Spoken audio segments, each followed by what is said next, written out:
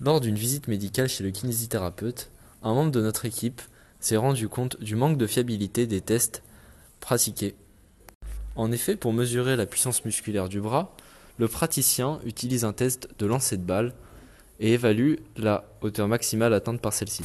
Seulement, ne disposant pas d'appareil de mesure, cette hauteur reste souvent une estimation. Une alternative serait d'utiliser des machines de musculation classiques. Seulement, cette alternative a plusieurs inconvénients. En effet, elle est plus coûteuse et plus encombrante, mais aussi et surtout, elle ne convient pas aux personnes les plus faibles qui ne seraient pas dans la capacité d'effectuer les tests. Cependant, ces mesures sont primordiales pour le diagnostic du patient. En effet, ils permettent au praticien d'évaluer l'état musculaire de celui-ci. Suite à une analyse de la problématique, nous avons alors mis en place le diagramme d'exigence 6ML suivant, qui présente tout ce dont a besoin le kiné. Nous avons vu précédemment que pour mesurer la puissance musculaire maximale, il nous fallait mesurer la vitesse maximale. Pour cela, il existe deux méthodes. Soit nous utilisons un accéléromètre qui mesure l'accélération, soit nous utilisons un laser, ici appelé LIDAR, qui mesure le déplacement. Pour connaître la vitesse à partir de l'accélération, il nous faut intégrer. Cette méthode n'est pas juste, car elle fait apparaître des constantes qui se rajoutent et faussent très vite la valeur lue.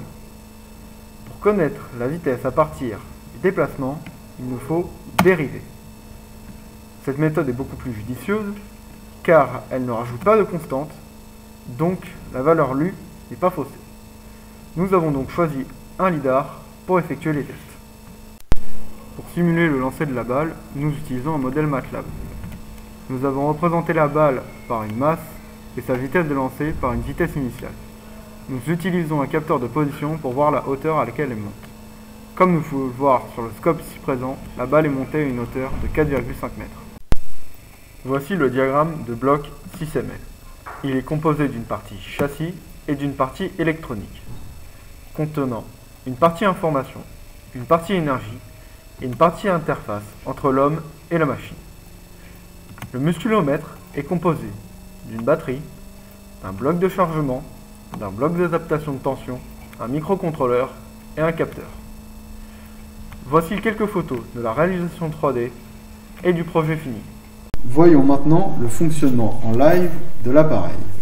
À gauche, l'écran du praticien.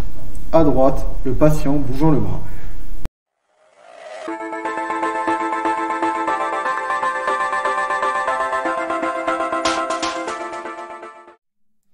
Sur l'écran s'affiche alors l'indice de puissance, gradué de 0 à 5, et permettant au praticien de connaître la puissance musculaire de son patient.